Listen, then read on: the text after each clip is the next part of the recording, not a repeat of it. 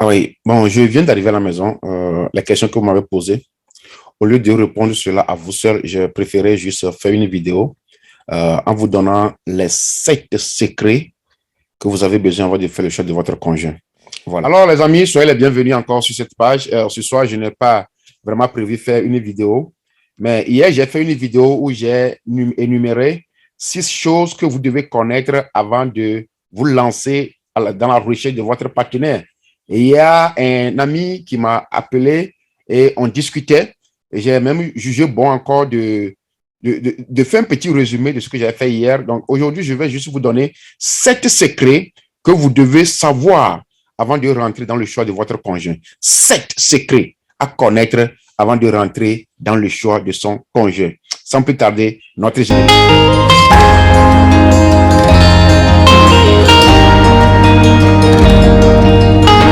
Oui, mes amis, si c'est votre première fois ici, n'hésitez pas de vous abonner à la chaîne. Si c'est même quelqu'un qui vous a invité, vous pouvez envoyer la vidéo pour la voir. N'hésitez pas de vous abonner sur cette chaîne. Ici, c'est votre serviteur comme like. Notre devoir, c'est de faire une nouvelle lumière, de nouveaux couples.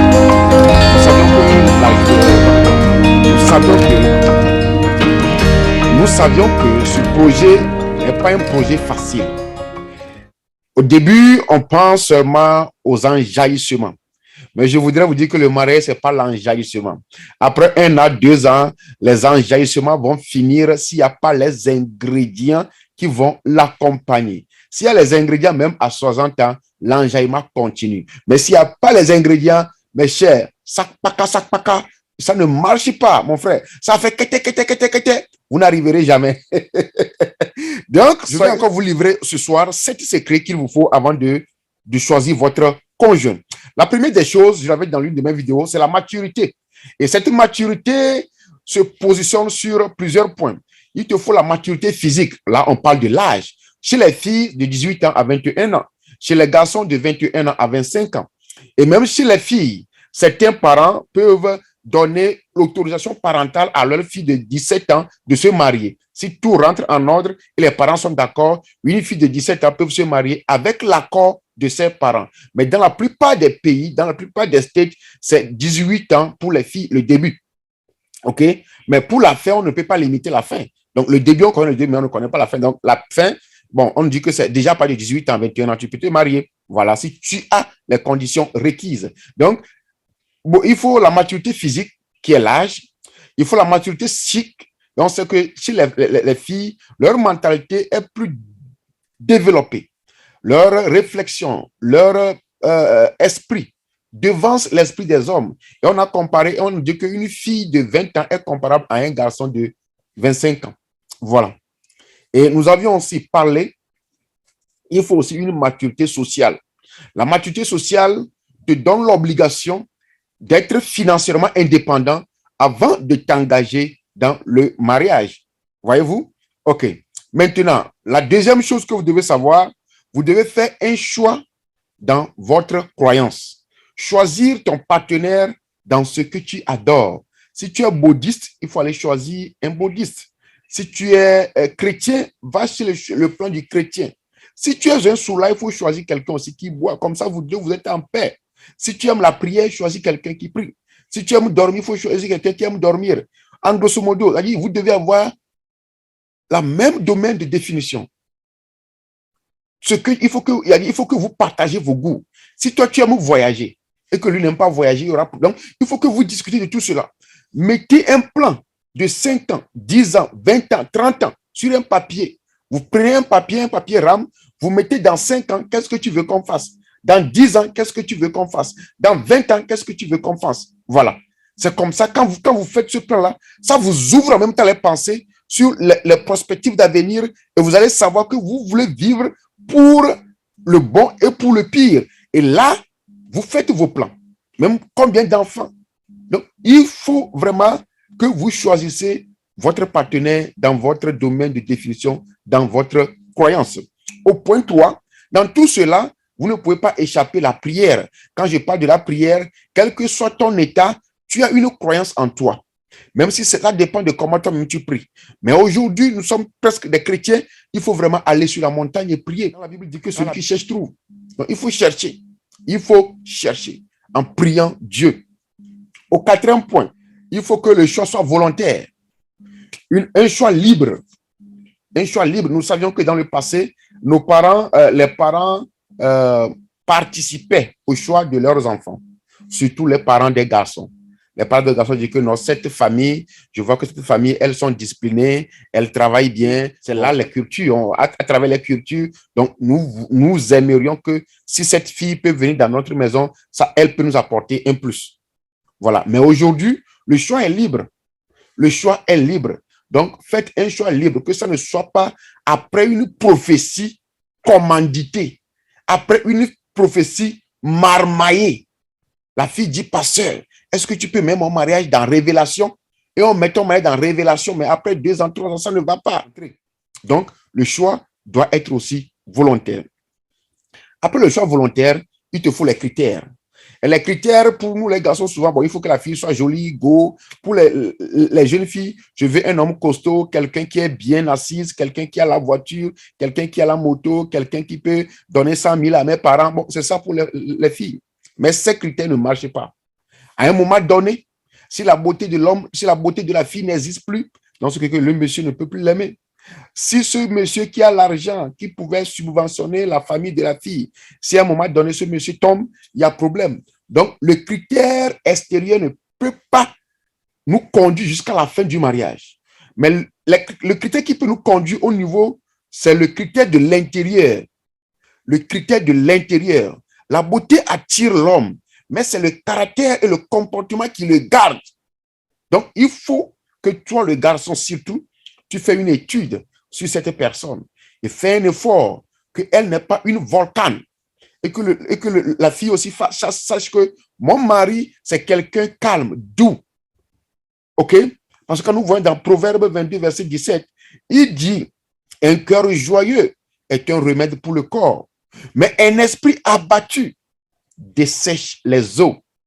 Donc, vraiment, mettez l'accent sur la beauté intérieure de la personne avant de vous associer. OK? Au critère 6, nous parlons de l'amour. Amour, s'il y a l'amour entre les deux conjoints, quel que soit ce qui va arriver, vous allez tenir bon. Même quand nous voyons dans la Bible, après la mort de la maman d'Isaac, Sarah, c'est sa femme Rebecca. On dit que Isaac aima sa femme et qu'il la consola. Donc, nous devons vraiment avoir l'amour pour que lorsque les moments difficiles vont arriver, que l'un console l'autre.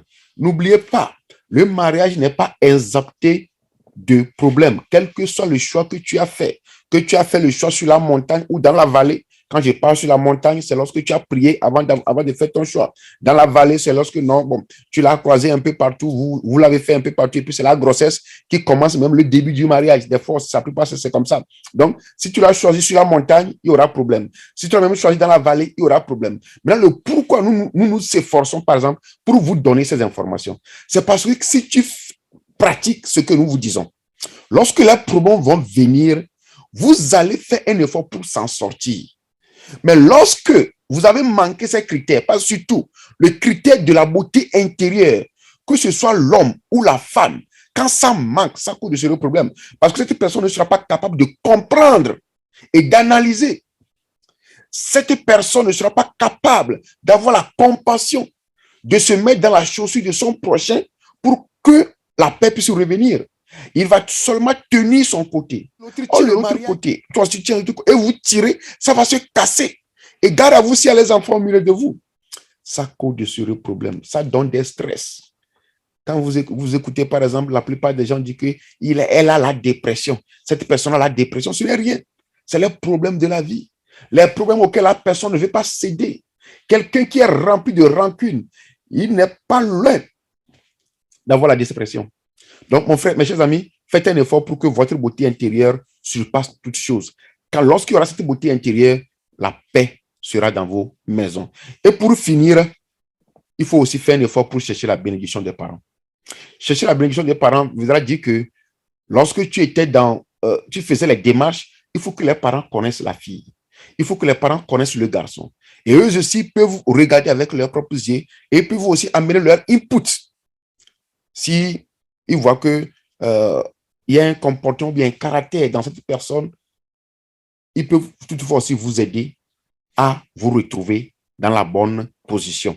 Donc, il faut aussi chercher la bénédiction des parents et aller plus loin aussi en cherchant la bénédiction des hommes de Dieu. Comme j'avais dit, dans votre domaine de définition, c'est là où se trouve l'homme qui est homme spirituel, domaine de définition.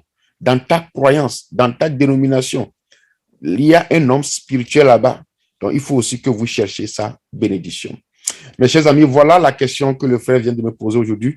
Et j'ai profité pour faire la vidéo, pour laisser afin que tout le monde puisse en profiter. Donc, en résumé, nous avions 7 secrets qu'il faut connaître avant de t'engager, la maturité, faire le choix dans la même croyance, la prière, le choix libre, les critères, l'amour et la bénédiction des parents et des hommes spirituels. Je vous en prie d'aimer la vidéo, de l'envoyer surtout à vos frères, à vos amis. Et souvent, je demande aux jeunes chrétiens d'envoyer ces vidéos dans vos groupes de WhatsApp, dans vos groupes de jeunes, afin que les frères et les sœurs aussi puissent apprendre. Et j'ai aussi un groupe de WhatsApp où nous réunissons toute la jeunesse qui veut et nous nous entretenons chaque semaine là-bas sur cette plateforme. Donc, vous pouvez nous joindre. Je vais laisser le lien en bas de cette vidéo. Vous pouvez nous joindre là-bas pour aussi suivre. Voyez-vous, chacun a sa mission sur cette terre. Moi aussi, c'est la mission qu'on m'a donnée. C'est pourquoi j'ai créé mon académie là-bas. Voyez-vous, j'ai aussi mon site, mais pour le moment, le site est en anglais, donc je ne vous dérange pas pour aller sur le site. Mais je voudrais que vous s'attelez à travailler dur pour votre avenir. Moi, je vais jouer ma part. Il faut que toi, tu joues ta part. Si tu as écouté cette vidéo et tu es parti faire autre chose, moi, j'ai joué ma part. Ma mission, je suis en train de le faire. Il faut que toi aussi, tu joues ta part. Il faut savoir qu'il n'y a pas de résultat sans action. Cesse de regarder les vidéos, mais appliquer ce que tu as déjà écouté pour ton avenir. Merci beaucoup. C'est votre première fois. N'hésitez pas de vous abonner et à la prochaine.